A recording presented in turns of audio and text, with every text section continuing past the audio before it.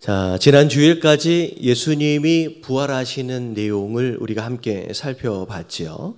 자, 그리고 나서 11절 오늘 말씀을 보니까 여자들이 갈 때에 자, 예수님의 부활하심을 전하기 위해서 여자들은 제자들에게 지금 달려가는 상황입니다. 자, 그리고 자, 그 다음 말씀을 보니까 경비병 중 몇이 성으로 들어갔다. 그리고 모든 된 일을 대제사장에게 알렸다라고 나와 있어요. 자, 우리가 전에 함께 살펴봤던 내용들처럼 지금 예수님이 무덤에 장사되어지시고 난 뒤에 무덤 문을 닫아놓고 봉인한 뒤에 그 무덤을 지키던 경비병들이 있었습니다. 대제사장들과 장로들이 혹시나 제자들이 예수님의 시체를 훔쳐가고 나서 부활했다고 거짓으로 이야기할까봐 그래서 빌라도를 찾아가서 이야기를 해둔 거지요. 무덤을 지키도록 경비병을 세울 수 있도록. 그래서 그들이 성전을 지키던 경비병들이에요. 그들을 무덤 앞에 배치를 해 두었는데 오히려 이 경비병들이 예수님의 부활하심을 어떻게 보면 처음으로 목격하는, 실제 예수님의 부활을 목격하는 그 목격자를 이 대제사장들과 장로들이 그냥 만들어 준 거예요. 만약에 이들이 없었다라고 한다면 예수님의 부활하시는 그 실제 현장을 본 사람이 아무도 없을 뻔했죠. 근데 오히려 이 경비병들이 그런 목격자를 만들어 주게 된 상황입니다. 자, 오늘 말씀은 그 실제 예수님의 부활의 현장을 목격한 그 경비병들이 자, 이제 그 이후에 어떻게 했냐라고 하는 거에 대한 이야기가 오늘 말씀의 내용인데요. 11절 좀 전에 말씀을 보니까 자, 모든 된 일을 그러니까 예수님이 부활하시는 그 일이죠. 그 장면을 바리새인들 그리고 이제 대제사장들에게 알리기 위하여 성 안으로 들어간 거예요. 자, 그랬더니 자, 12절서부터 나오는 내용이 이 경비병들의 보고를 들은 이 대제사장들과 장로들의 반응입니다. 12절을 보니까 그들이 장로들과 함께 모여 의논을 했대요. 자, 그리고 무슨 일을 했어요? 군인들에게 돈을 많이 줬대요. 그리고서 하는 얘기가 뭐냐면 자, 너희들은 이렇게 이야기를 해라는 거죠. 자, 그 제자들이 밤에 와서 우리가 잘 때 그를 이제 시체를 도둑질해 갔다라고 이야기하라는 거예요. 다시 말하면 예수님의 부활하신 그 장면에 대한 보고를 받은 자들이 그 부활 상황을 숨기기 위해서 진리를 덮어버리기 위해서 돈을 주고 그 경비병들을 매수하는 일들까지 했다라는 거죠. 자, 그리고 나서 14절에는 경비병이 졸면 안 되잖아요. 졸다가 지키던 시체가 도둑질 당하는 상황이 되어지면 당연히 경비병들은 문제가 생기죠. 염려할까 봐서 그 뒷얘기가 뭐냐면 만약에 총독이 너희들한테 그 책임을 묻는 상황이 벌어진다라고 한다면 너희가 근심하지 않도록을 위해서 우리가 뒷일은 다 책임지겠다라고까지 약속을 하게 되는 상황이 오늘 말씀의 내용입니다. 자, 이 말씀의 내용들을 좀 보면서 그런 생각을 해봤어요. 참 이상하잖아요. 뭐가 이상하냐? 이쯤 되었으면 아무리 대제사장이라도 장로들이라도 깨달을 만하지 않았을까? 그렇잖아요. 이쯤 되어졌으면 이제는 예수님이 누군지 다시 한번 좀 고민 좀 해보고 좀 깨달을 만도 한데 어떻게 부활하신 이 장면을 보고를 들었음에도 불구하고 이걸 덮으려고 이렇게까지 할까? 사실은 그동안 그들이 보아왔던 예수님이 누구신지에 대한 증거들이 굉장히 많았어요. 그냥 간단하게 정리를 하면 예수님이 십자가에 못 박혀 돌아가시기 전에 사실 구약의 예언처럼 얼마나 많은 기적과 이적들을 일으키셨냐는 거지요. 심지어 나병 환자가 고침을 받아요. 그들이 눈으로 보는 현장에서 어떻게 보면 죽은 자가 무덤에서 걸어 나오잖아요. 그것을 봤던 사람입니다. 근데 더군다나 두 번째는 예수님이 십자가에 못 박히시는 그 현장에서 어떤 일이 벌어졌는지를 봤잖아요. 지진이 일어나고 심지어 바위가 터지는 일들까지 일어났어요. 그리고 알다시피 하늘에 있는 해가 갑자기 빛을 잃어버려요. 그것도 정오에 거의 3시간가량 빛을 잃어버렸어요. 여러분 이게 일식이 아니에요. 일식을 우리가 봤잖아요. 해봤자 10분이면 그냥 가렸다가 다시 나와요. 근데 거의 3시간 가까이 태양이 빛을 잃은 것을 그들이 봤습니다. 그리고 더군다나 예수님이 숨을 딱 거두시는 순간 무슨 일이 벌어졌어요? 성전 안에, 지성소 안에 휘장이 위에서부터 아래로 찢어지는 것을 그들은 봤어요. 다른 사람들은 아무도 못 봤을지라도 지금 이 대화를 나누고 있는 대제사장 무리들만큼은 성전에서 있던 자들이잖아요. 그렇기 때문에 그 휘장이 그렇게 찢어져 버리는 것을 이들은 봤을 거라는 거예요. 심지어 오늘 마지막 증거, 정말 거부할 수 없는 증거지요. 경비병들 누가 세웠어요? 좀 대답 좀 해주세요. 여기 계신 분들이라도 좀 대답을 해주세요. 경비병들 누가 세웠어요? 아니 자기들이 세웠잖아요. 자기들이 세운 경비병이 지금 시체가 부활했다고, 예수님이 부활했다고, 여러분 이거는 거짓말할 수 있는 상황이 아닙니다. 그런 보고를 지금 듣는 이 상황쯤 되었다라고 한다면 이제는 우리가 잘못 알았나? 우리가 깨닫지 못했던 거 아닌가? 예수님에 대하여 오해했던 거 아닌가? 다시 한번 좀 고민해보고 다시 생각을 해볼 만도 한데 오늘 말씀을 보니까 이거는 어떻게 보면 정상적인 이성을 가진 사람들의 모습이 아니에요.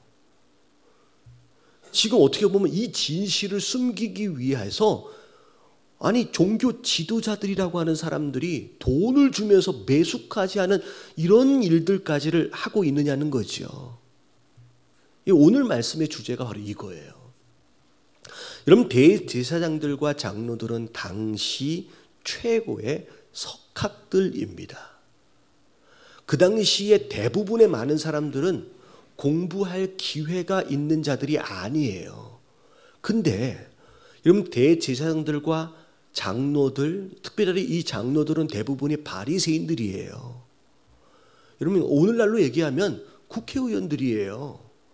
굉장히 높은 위치에 있는 사람들로서 굉장히 공부를 많이 한 사람들입니다. 근데 배울 만큼 배운 사람들의 오늘의 행동들을 보면 그 어디에서도 이성적인 합리적인 판단이라고는 찾아볼 수가 없어요. 어떻게 보면 기본적인 이성뿐만이 아니라 인격도 상실해버린 모습을 우리가 지금 보고 있다라는 거예요. 왜 이들이 이렇게까지 되어 버렸을까? 라고 하는 것이 오늘 말씀의 주제예요. 자, 오늘 말씀 왜 이들이 이렇게까지 되어 버렸을까? 자, 이유가 뭐냐? 자, 에베소서 6장 10절서부터 13절까지의 말씀을 보면 하나님께서 영적 전쟁에 대하여 말씀하고 계세요. 그리고 나서 그 영적 전쟁에 이기기 위해서는 하나님의 전신갑주로 무장을 해야 한다라고 말씀하고 계세요. 그리고 나서 그 영적 전쟁을 12절에 이렇게 설명하고 계세요. 자, 다 같이 한번 읽어볼게요. 시작. 우리의 씨름은 혈과 육을 상대하는 것이 아니요 통치자들과 권세들과 이 어둠의 세상 주관자들과 하늘에 있는 악의 영들을 상대함이라. 자, 영적 전쟁이라고 말하는 이유는 우리가 눈으로 보여지는 것에 대한 전쟁이 아니라 눈에 보이지 않는 악한 영들과의 전쟁이 바로 이 전쟁이라는 거예요. 어떻게 보면 배울 만큼 배운 심지어 종교 지도자들이라고 이야기하는 이들이 이렇게까지 망가져 버렸느냐라고 하는 거에 대한 이유를 우리가 설명해 내려면 이건 영적 전쟁이다라고 하는 것으로 우리가 이 해답을 찾아가야 된다는 거예요. 눈으로 보이는 전쟁이 아니라는 거예요. 여러분, 이 전쟁을 우리가 잘 알아야 됩니다. 여러분, 우리가 영적 전쟁 가운데 있다라고 하는 것을 깨달으시길 주님의 이름으로 축원합니다. 심지어 성도로 살아가면서 내가 전쟁 중에 있다라는 것을 모르고 살아가는 사람들이 많아요. 근데 하나님 뭐라고 말씀하시면 이 전쟁 가운데 너희가 끝까지 살아남으려면 어떻게 해야 된대요? 전신갑주를 입고 무장해야만 된다는 거예요. 근데 이 영적 전쟁 가운데서 특별히 공격하는 상대편 원수죠. 사단과 악한 영이 공격해 오는데 우리가 잘 알아야 될 게 뭐냐면 이 악한 영과 사단은 그냥 아무나 그냥 공격하는 게 아니라는 거예요. 어떻게 보면 모든 자들을 공격하는 게 아니라 공격의 대상이 될 만한 빌미를 주는 자들이 있다는 거예요. 오늘 첫 번째 말씀입니다. 1번 우리 같이 한번 읽어볼게요. 다 같이 시작. 사탄은 틈을 보이는 자를 공격한다. 제가 전에 말씀을 드린 적이 있습니다. 쓰레기가 있으면 뭐가 모이기 시작해요? 파리가 모이기 시작해요. 여러분, 이게 악한 영의 특징이에요. 여러분, 파리가 모인다라고 하는 것은 주변에 뭐가 있다는 얘기예요? 쓰레기가 있다는 얘기예요. 그래서 파리를 빨리 쫓아내려면 뭘 치워야 된다 그랬어요? 쓰레기를 먼저 치우면 된다는 거예요. 여러분, 이게 영적 전쟁에도 비슷한 상황이 벌어져요. 여러분, 우리 안에 영적으로 쓰레기를 두게 되면 악한 영들은 파리처럼 모여지게 돼 있다는 거예요. 그래서 사단에게 쓰레기처럼의 공격의 빌미를 제공하고 있다라고 한다면 그 빌미를 제공하는 자들을 향하여서 사단은 공격하게 돼 있다는 거죠. 우리가 이것을 조심할 필요가 있어요. 그래서 여러분, 오늘 말씀에 제가 우리가 반드시 해결해야만 하는, 우리가 반드시 치워버려야 하는 두 가지 영적 쓰레기를 말씀을 드릴게요. 여러분, 이 쓰레기를 빨리 제거해야 돼요. 여러분, 이 쓰레기를 제거하지 않으면 오늘 말씀에 나오는 것처럼 이런 대제사장들과 장로들의 모습처럼 되어버릴 수도 있다라는 거죠.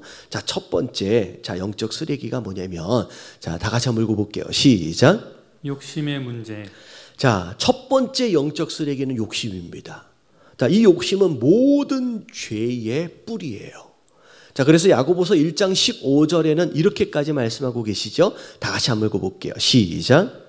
욕심이 잉태한 즉 죄를 낳고 죄가 장성한 즉 사망을 낳느니라. 욕심이 마치 아이를 뵌 것처럼 잉태가 되어지면 그것이 결국은 뭘로 나타나요? 결국은 죄로 나타나는 거죠. 그리고 그 죄는 작은 죄가 점점 커져요. 그래서 오늘 말씀에 나와 있는 것처럼 처음에는 별것이 아니었을 거예요. 근데 오늘 말씀을 보니까 심지어 예수님을 십자가에 못 박는 데까지, 심지어 예수님의 부활하심을 그렇게 돈으로 매수하면서까지 숨기려고 하는 이런 일들까지 점점 커져버린다는 거죠. 근데 그 죄의 결과는 뭐예요? 그럼 사망이에요. 결국 죽는다는 거죠. 사실 대제사장들과 바리새인들 마음 가운데 이 욕심이 이 모든 죄의 시작이 되어집니다. 이 대제사장들과 이 장로들은 그 당시 종교적으로도 마찬가지고 정치적으로도 마찬가지고 사회적으로도 마찬가지고 소위 말하는 기득권이에요. 그동안 굉장히 많은 권력을 누려왔고 그동안 많은 부요함을 누려왔습니다. 기득권이죠. 근데 갑자기 예수님의 등장으로 말미암아 그동안 누려왔던 그들의 권력과 그들의 위치가 흔들리기 시작했어요. 그래서 예수님의 등장은 그분이 메시아든 그리스도와든 상관이 없이 그동안 누려왔던 자기 기득권을 빼앗아가거나 무너뜨리는 존재로 생각하기 시작하는 거예요. 사실 그동안 누려왔던 소위 말하는 기득권, 그게 원래 그들의 것이었느냐는 거죠. 원래 그들 것이 아니잖아요. 어떻게 보면 그들에게 필요한 역할을 위하여 맡겨주신 포도원과 같은 것인데 마치 일꾼들처럼 그것이 자기 것인 것으로 착각하기 시작하는 거예요. 그래서 어떻게 보면 하나님이 내놔라, 열매를 내놔라 라고 하니까 그거 안 뺏기려고, 원래 자기 것도 아닌데 안 뺏기려고. 나중에 예수님의 비유를 보면 포도원의 일꾼들은 주인이 보낸 어떻게 보면 선지자들을 다 어떻게 했어요? 죽이고 나중에 무슨 일까지 벌리기 시작하냐면 주인의 아들이 왔는데 아들을 죽이려고까지 합니다. 여러분, 이거는 진짜 이성이 없는 거예요. 인격이 없는 거예요. 어떻게 주인의 아들을 죽이려고까지 이 포도원을 자기 것 만들려고 그런 생각까지 할 수 있느냐는 거죠. 그리고 기본적으로 이성이 없는 게 그 아들을 죽이면 주인은 가만히 있겠느냐는 거예요.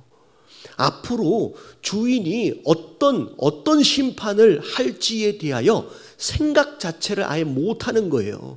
한 치 앞도 내다보지 못하는 인격과 이성이 상실되어 버리는 이런 일들까지 결국은 벌어지는 일들이 있다는 거죠. 여러분, 거기에 시작이 뭐예요? 결국 욕심이에요. 욕심이 점점점 잉태하고 장성함으로 인하여 결국 거기까지 가버리는 거예요. 욕심이 얼마나 무서운 것인지 여러분 깨달아지시는 저와 여러분들 되시길 주님의 이름으로 축원합니다. 그래서 야고보서 1장 13절부터 14절까지 보면 굉장히 독특한 말씀이에요. 자, 사람이 시험을 받을 때 내가 하나님께 시험을 받는다 하지 말지니. 자, 보통 시험 든다라고 했을 때 하나님이 주시는 거라고 말하는 사람들 되게 많거든요. 그러면 하나님 주시는 거 아니래요. 뭐라고 해요? 하나님은 악에게 시험을 받지도 않으실 뿐만 아니라 친히 아무도 시험하지 않으신대요. 여러분, 하나님이 시험하시는 거 아니에요. 그러면 시험은 뭐냐? 14절 같이 한번 읽어볼게요. 시작. 오직 각 사람이 시험을 받는 것은 자기 욕심에 끌려 미혹됨이니. 결국 뭐가 시험을 만들어요? 자기 욕심이 시험을 만드는 거예요. 하나님이 주시는 거 그런 얘기하지 말라는 거예요. 네 안에 숨겨진 그 욕심이 결국 시험을 만드는 거고 결국 그게 죄가 되어진다는 거예요. 여러분, 신앙생활하면서 시험에 자주 드시는 분 계세요. 이런저런 일들로 인하여 삐지고 상처 입고 마음에 어려움 당하고 사실 그런 일들, 그리고 심지어 유혹과 어떻게 보면 미혹 같은 거, 여러분 이런 일들이 자꾸 주변에 있다라는 얘기는 내 안에 영적 쓰레기 뭐가 있는 거예요.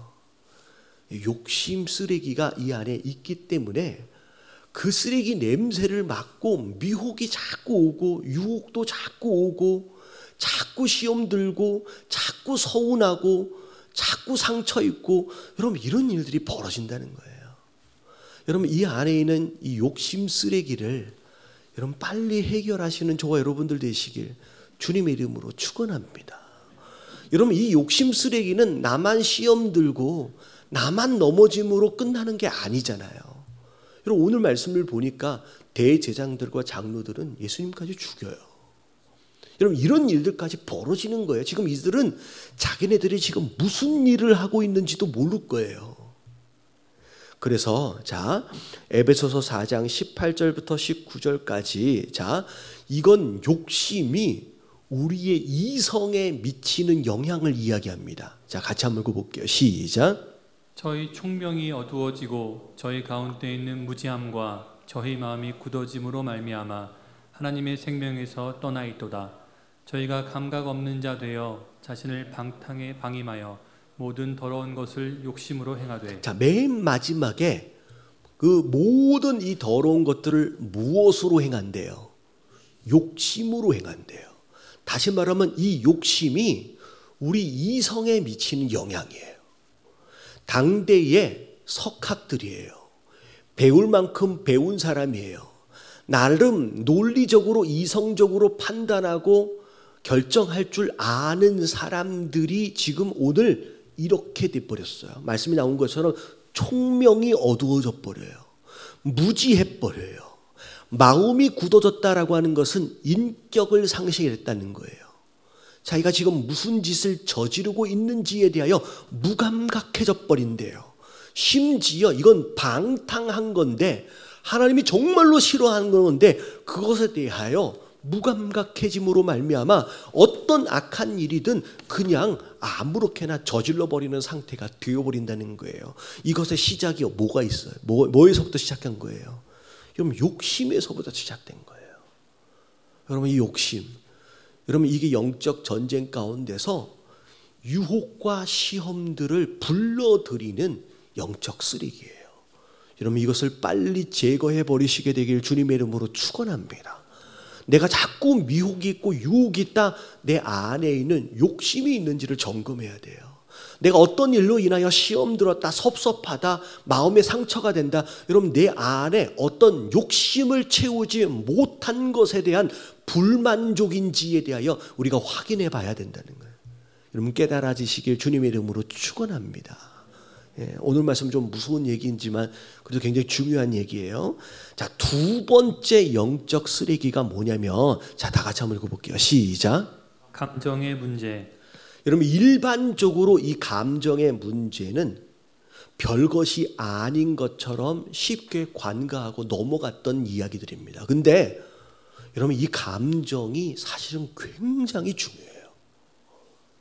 어떤 일들을 저질러 버리고 난 뒤에 깨달은 것들 중에 하나가 뭐냐면 사실은 그 감정에 의하여 내가 사로잡혀 있었던 경우들이 굉장히 많아요. 자, 대제사장들과 장로들의 마음이 굉장히 중요합니다.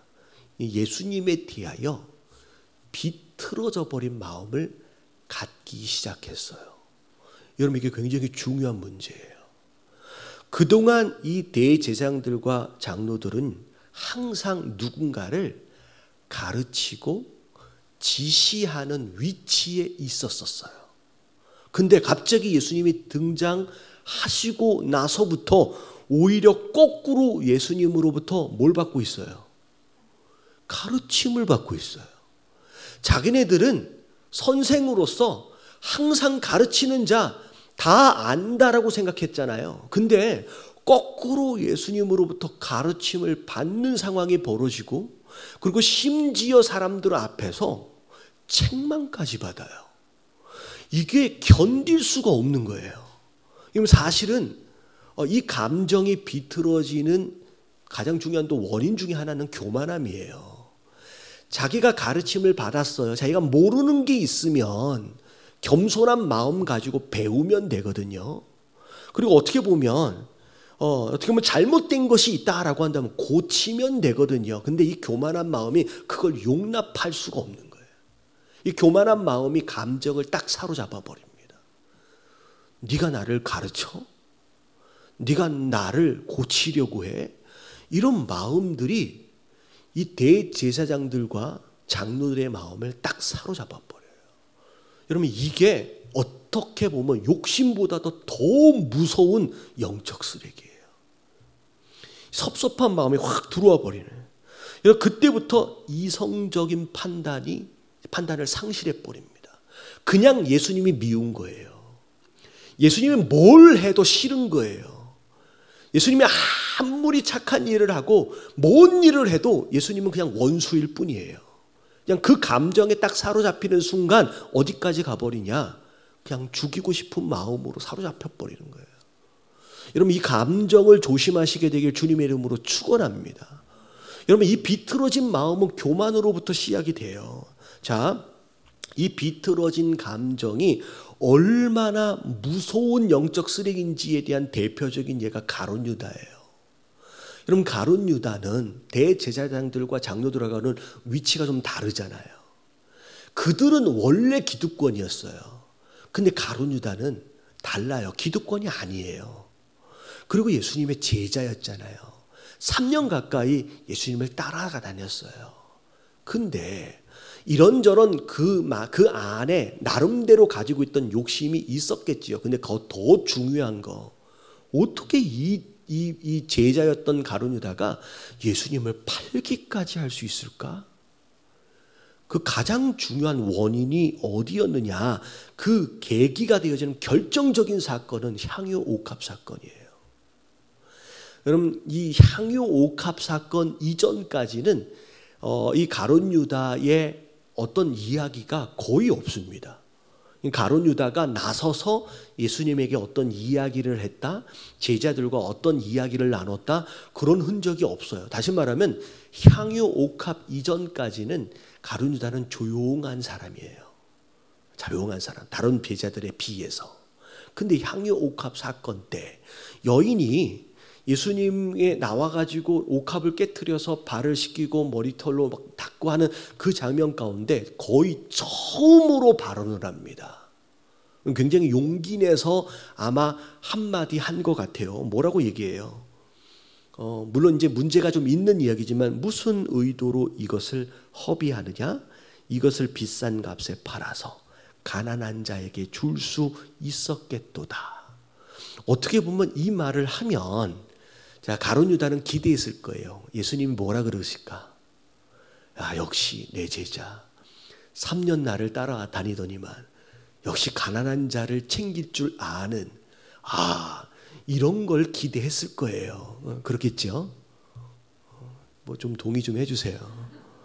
그랬으니까 나서서 이런 얘기를 한 거예요. 나서서 예수님의 그런 반응을 기대하고 한 얘기예요. 근데 자, 예수님의 답변이 뭐였어요? 가룟 유다 편을 들어준 게 아니에요. 자, 어떤 상황이 벌어졌어요? 너희가 어찌하여 이 여자를 괴롭히느냐라고 그 여자가 있는 자리에서, 다른 제자들이 보고 있는 자리에서 가룟 유다를 책망하십니다. 가룟 유다가 그 얘기를 딱 들었을 때 굉장히 충격을 받았어요. 굉장히 서운했을 겁니다. 예수님은 내 편 들어줄 줄 알았는데, 그래도 인도주의적 생각을 가지고 가난한 자를 챙긴다고 한 얘기인데 어떻게 예수님이 나한테 사람들 다 보는 앞에서 이렇게 이야기하실 수 있을까라고 굉장히 마음이 서운했을 거예요. 그 영화인가요? 뭐 드라마인가요? 그 유행어 있잖아요. 그 뭐지? 잊어버릴까 봐서 써왔는데. 그 말 있잖아요. 너는 내게 모욕감을 줬어. 웃기려고 한 얘기인데, 그걸 당한 거예요. 지금 사람들이 다 보는 앞에서.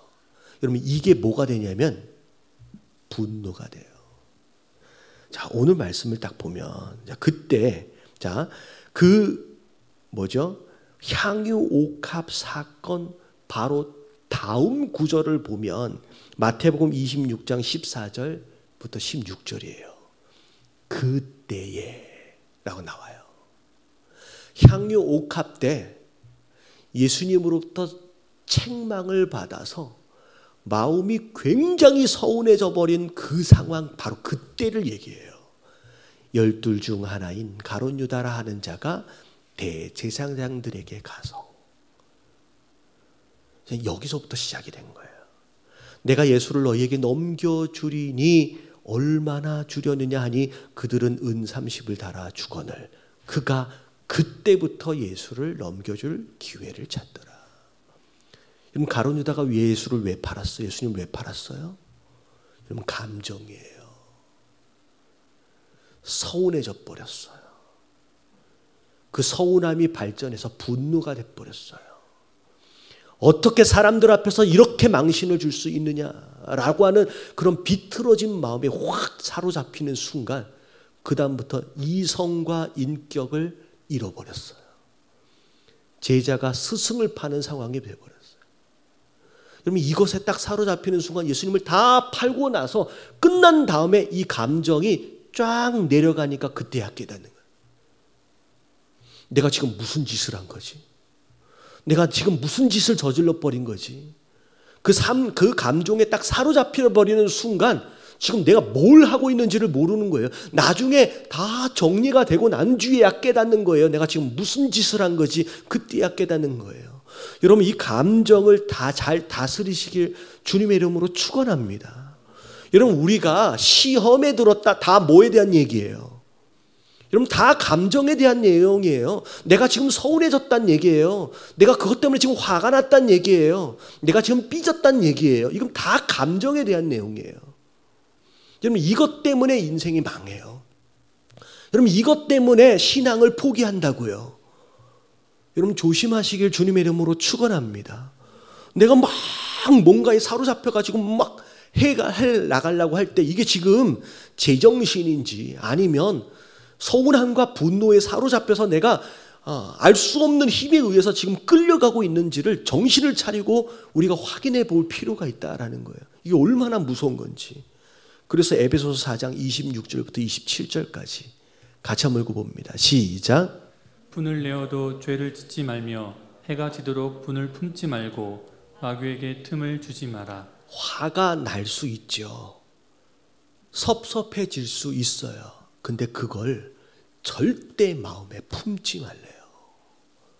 해가 지기 전에 그걸 빨리 해결하라는 얘기예요. 빨리 풀어라는 얘기예요. 이걸 마음 가운데 계속 품어놓게 되면 그것이 결국 뭐가 되냐면 마귀에게 시험할 만한 틈을 마련해 주는 상황이 벌어지는 거예요.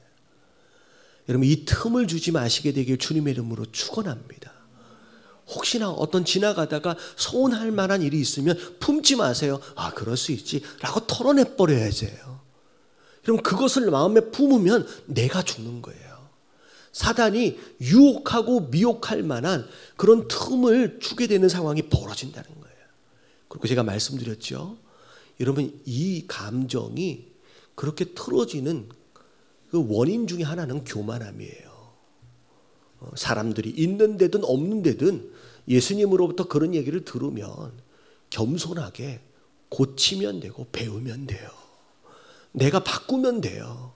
여러분 가룟 유다가 미워서 예수님이 그런 얘기를 했겠습니까? 가룟 유다를 위해서 하는 얘기예요.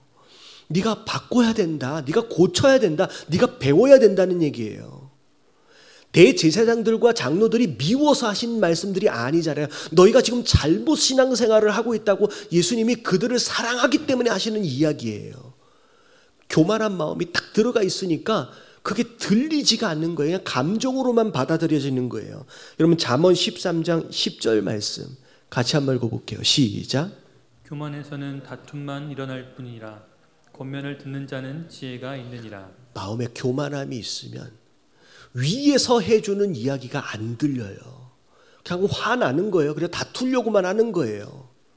근데 겸손한 자 뭐 하는 자예요? 권면을 듣는 거래요. 그게 지혜라고 말씀드립니다. 여러분 미워서 하시는 얘기가 아니에요. 여러분 겸손하게 여러분 들으시고 여러분 그게 지혜가 되도록 하시는 저와 여러분들 되시길 주님의 이름으로 축원합니다. 자, 정리할게요. 사단은 아무나 공격하지 않아요. 우리 안에 욕심이라고 하는 쓰레기가 있고 우리 안에 이 감정이라고 하는 쓰레기가 딱 자리를 잡으면 그때부터 공격의 빌미, 타겟이 딱 되어져 버려요. 여러분 우리가 조심하시게 되길 주님의 이름으로 축원합니다. 자, 마지막 말씀이에요. 같이 읽어볼게요. 2번 시작. 사탄의 방해 속에서도 결국 진리는 다 드러나게 되어 있다. 대제사장들과 장로들은 돈을 주고서라도 이 진리를 덮으려고 했어요. 근데 오늘 말씀을 해보니까 이 말이 오늘날까지 유대인들 가운데 두루 퍼지니라. 예수님의 부활하신 그 사건뿐만 아니라 대제사장들과 장로들이 돈을 줘서라도 그들의 입을 막으려 했다라고 하는 그 사건까지, 그 일들까지 오히려 다 퍼져나가게 됐어요. 그들이 얼마나 비진리인 자들인지를 오히려 선포하게 되는, 전파되어지는 상황이 벌어졌어요. 여러분 사단은 어떻게 해서든 이 진리를 덮어버리고 숨기려고, 그 진리가 퍼져나가는 것을 막으려고 애를 씁니다. 하지만 하나님은 그 진리를 그렇게 덮어둔 채로 두실 분이 아니에요. 자, 마지막 말씀이에요. 누가복음 8장 16절부터 17절까지 다 같이 시작. 누구든지 등불을 켜서 그릇으로 덮거나 평상 아래에 두지 아니하고 등경 위에 두나니 이는 들어가는 자들로 그 빛을 보게 하려 함이라. 숨는 것이 장차 드러나지 아니할 것이 없고 감추인 것이 장차 알려지고 나타나지 않을 것이 없느니라. 자, 여기서 말하는 등불, 빛은 진리, 예수 그리스도를 의미합니다. 아무리 그걸 숨기려고 해도 결국은 다 드러나도록 하실 거라는 거예요. 왜냐하면 많은 사람들이 그 빛을 보고 그 등불을 보고 진리 가운데로 하나님께로 인도하심을 받아야 하기 때문에 그걸 결국은 하나님께서 드러내실 거라는 거예요. 자, 오늘 말씀, 욕심과 이 감정들을 내려놓으세요. 이게 다 교만함이에요. 다 내려놓으시고, 여러분, 하나님이 이 빛을 드러내시려고 하잖아요. 이 진리를 드러내시려고 하잖아요. 여러분, 그 진리를 여러분 온 사방에 여러분 전파하는 일에 여러분 쓰임 받는 저와 여러분들 되시길 주님의 이름으로 축원합니다. 예.